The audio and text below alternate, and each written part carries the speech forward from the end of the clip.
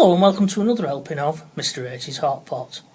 You join me this evening for Letters from TV Licensing Volume 5.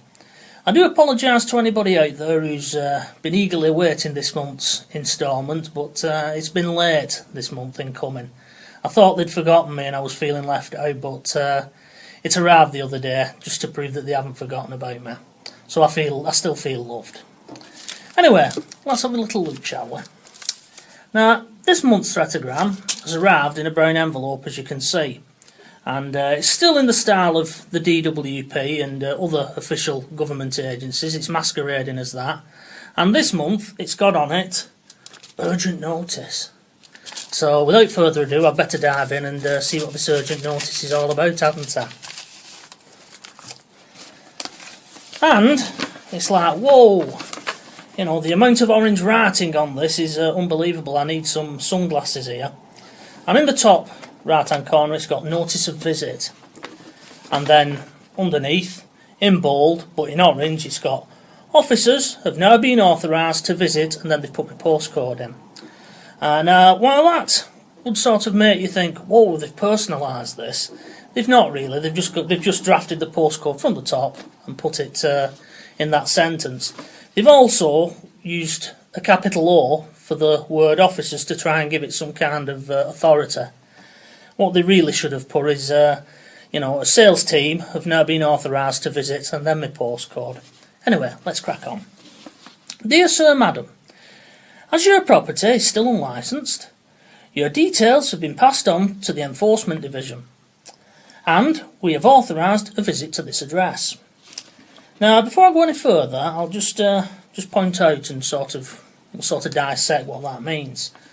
Now, that sounds very official, but I could authorise Mrs H to go to the chippy and pick up our tea on a Friday night.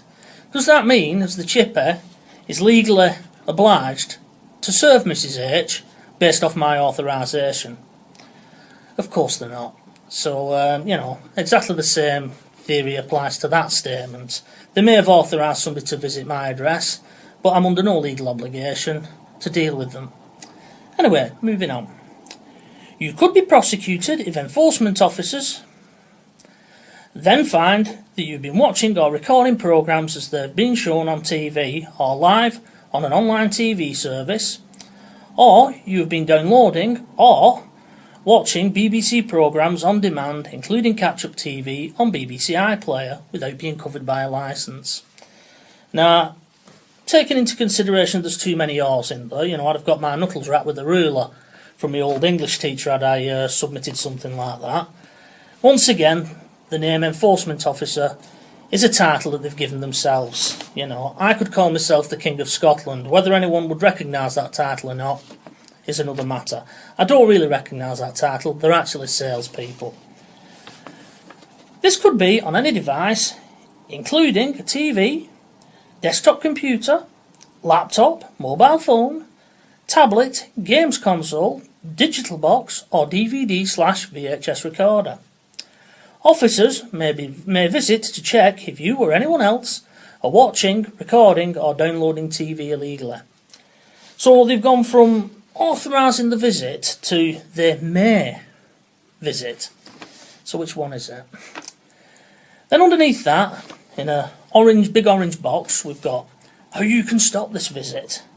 Buy a licence at, and there's a website, or move your existing licence to your new address at, and it refers you to the website again. Of course, if you don't need a licence, we'd like to stop writing to you. And as always, TV licensing, I'd love you to stop writing to me. But unless I bend over for you, you're not going to, are you? Which I'm not prepared to do. Please visit, webpage again, to let us know. We may confirm this with a visit. So as always, what's the point of jumping through the hoops if they're going to come and visit you anyway? If you have recently bought or moved your licence, thank you. You do not need to reply to this letter. Yours faithfully, Jane Jeffers, Enforcement Manager. Ooh. Now, doing a little bit of online research, it seems that Jane Jeffers is a very busy woman, or she's a very important woman, because she has so many districts to look after, it's unbelievable. Not only has she got the Manchester division to look after, she's got the Liverpool one, She's got the Oldham one, the Preston one, the Chester one, the Leeds one, just to name a few. There's probably more out there, but I can't be bothered listing them all. It seems like it's just a name that they use to try and scare people. Now there's a really big box underneath and it says what to expect when you are visited, again in orange to jump out at me. Officers visit properties every day of the week, morning and evening. Well, I'm not going to dispute that, other than to say that really what it should say is that officers try to visit properties. They will show you proof of identity before investigating your property and will be courteous at all times. Now that's a really nonsensical line to put in. I would expect no less from somebody visiting my property. Because let's be honest, if some random stranger turned up and started verbally abusing me on my doorstep, at the very least, I would be summoning my local constabulary to get that person removed. So what a silly line to put in. If they find you are watching, recording or downloading TV illegally, you may be interviewed under caution, in accordance with national criminal law. Now that sounds really, scary. By national criminal law, what they mean is the Police and Criminal Evidence Act 1984. But what it doesn't tell you in here is that because they don't have any power of arrest or any power to detain you, the interview that you would have under caution is actually voluntary. And because they're on your property and you have the common law right to ask them to leave at any time, basically the ball's in your court. It's a voluntary interview. Although it is under caution because any answers that you give can be used in evidence against you. So the best way is, if they start reading you that, is to just shut the door in the face. This could lead to prosecution and a fine of up to £1,000 plus legal costs and or any compensation you may be ordered to pay. Note once again, a fine of up to £1,000. They're not saying that that's going to be the base rate, but they hit you with that.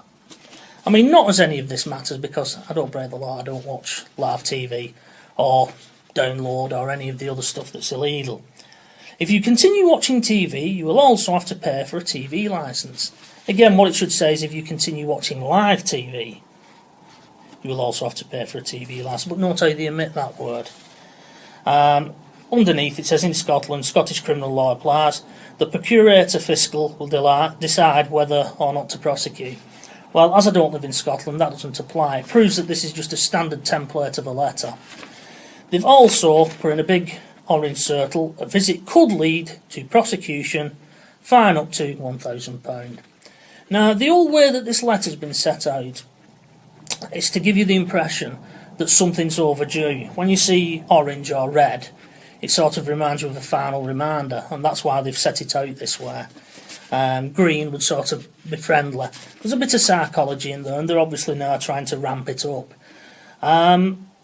Once again, I'm under no legal obligation to answer this letter. I could simply throw it in the bin if I wish, but I don't. I'm keeping them for prosperity at the minute, and at the end of the year I'll display them all and show you what's come through.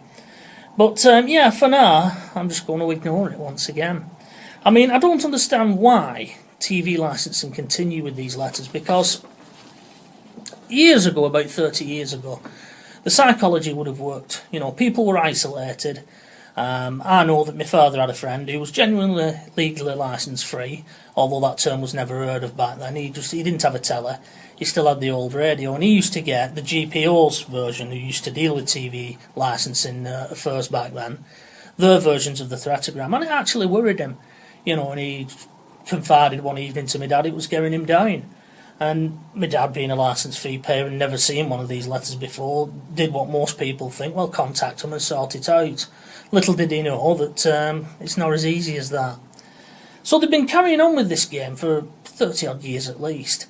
But now with the advent of the internet, people are now more savvy. You know, you can go online and you can type in the top line of that letter and a template will come up. I've actually seen that before it's arrived.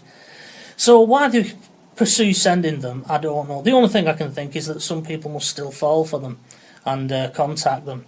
Anyway, I'm not going to be one of those people. So that's it. That's this month's threatogram. Hopefully you'll join me for Volume 6, which will be next month around the same time, providing they're not late. It might come early this time. Who knows? But until the next time, it's, as always, bye-bye for now.